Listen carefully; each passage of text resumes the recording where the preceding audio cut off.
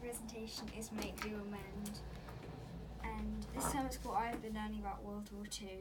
And during the war, not only food was rationed, but clothes and fabric to make them. And they were rationed from June 1941. The government supported a Make Do Amend scheme to encourage people to reuse and repair old and worn-out clothes. People became careful and creative. They even made underwear from unwanted parachutes. They used rags and scraps of material to make rugs, otherwise known as rag rugs, and old jumpers that didn't fit anymore were unpicked and reknitted into something else, say a scarf. And the government issued a small booklet to every household to help people think about how they could reuse and look after the clothes they did have. And in here it says, the contents page, it says, to make clothes last longer, the stitching time, washing and ironing hints, turn out and renovate, unpick and knit again, and it would have all things like how to darn.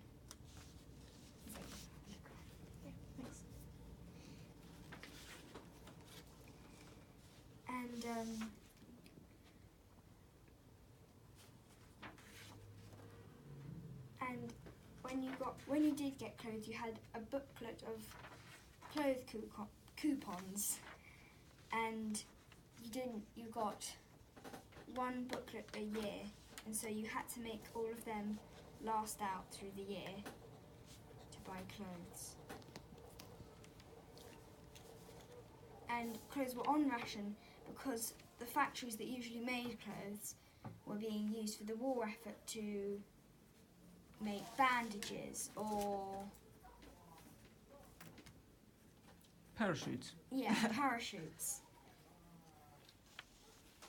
But people found alternatives. Like women, they used to, instead of buying tights and stockings, they would use like the OXO cubes and colour their legs in and draw a line down the back so it looked like they were wearing stockings. And they had all stuff for makeup and stuff as well, but that's not the point.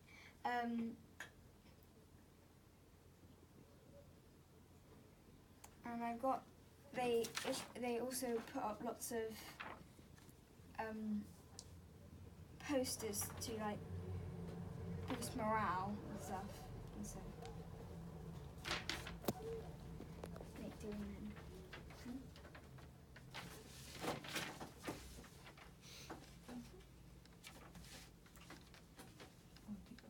This is like most of them common clothing.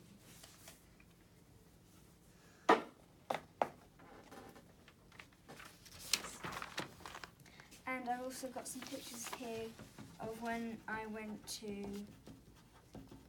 the V&A and we saw some clothes here. This coat here is more when the war was, because you can see it's more straight. Whereas here they've started to add, this is just after the war, when they started to add a bit more fabric in, because you can see it goes out more there and that would have taken more fabric. And this is kind of when it went back to adding more and more fabric in, because it's got loads of pleats there, and because you didn't use pleats in the war because that used up more and more fabric. And so that's the man as well. By the way, the little dress has nothing to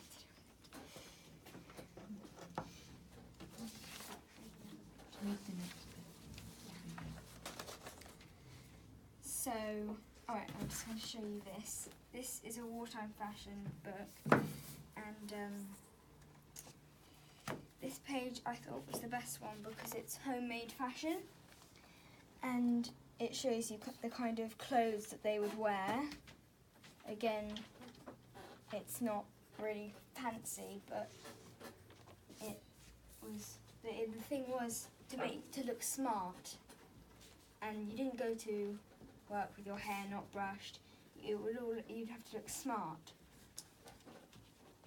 And they're all like things in here, like new fingers sewn on to frayed gloves, and a skirt made from an old quilt, and a ribbon bow sewn on to hide a worn out collar.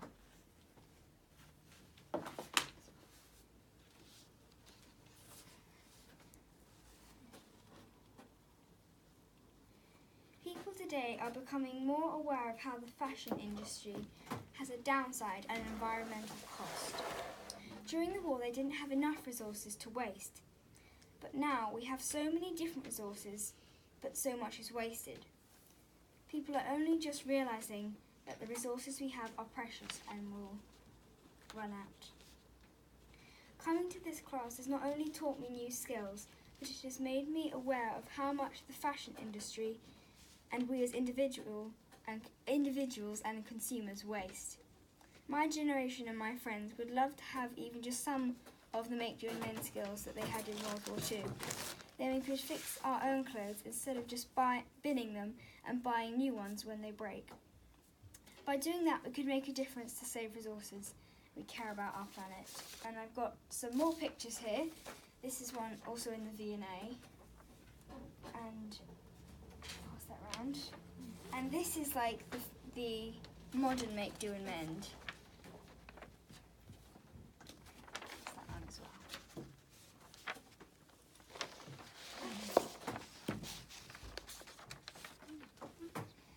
And this is the final thing. This is a darning mushroom.